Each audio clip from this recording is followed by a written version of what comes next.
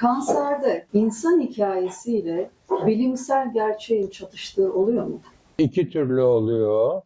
Bir türlüsünde bazı seçilmiş insanlar, bağışıklıkları çok kuvvetli olan insanlar hiç olmadığın şekilde şifaya kavuşup iyileşebiliyor.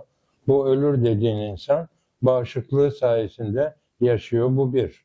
İkincisi de şanslı bir insansa bahsettiğimiz entegre tedaviye bakan, onu yapan, uygulayan bir doktora, bir hastaneye rastlarsa yaşıyor. İki türlü. Ya bağışıklığından kurtarıyor ama tabii bu çok öyle rastlanan bir şey değil. Binde bir oluyor. Hiç o nasıl iyileşti diye şaşıp kalıyoruz. Hocamın söylediği şey şu, aslında sorunuza da cevap şu. Normal, konvansiyonel tedaviyle çok kısa ömrü olan bir hastanın belki o az önce söylediğimiz, inovatif dediğimiz veya bütüncül dediğimiz tedaviyle o dediğiniz süreleri olan şeyler oldu. Bir hastamız var mesela. Çapa'daki enfeksiyon hastalıkları profesörü arkadaştan yardım istedim. Ya bu hastayı yatırabilir misin sevgili hocam dedim.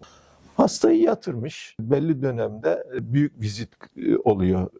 Öğretim görevlilerinin çoğunu katıldığı haftalık 15 günlük vizitler oluyor.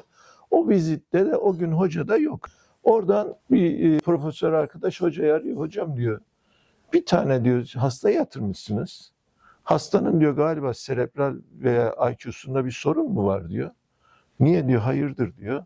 Ya diyor 11 senelik bir pankreas kanseri olduğunu söylüyor diyor. 11 senelik diyor, bir de diyor evre 4 olduğunu söylüyor diyor. Evre 1 bile olması mümkün değilken diyor. Ne diyorsunuz diyor. Doğru söylüyor diyor. O süre doğru diyor.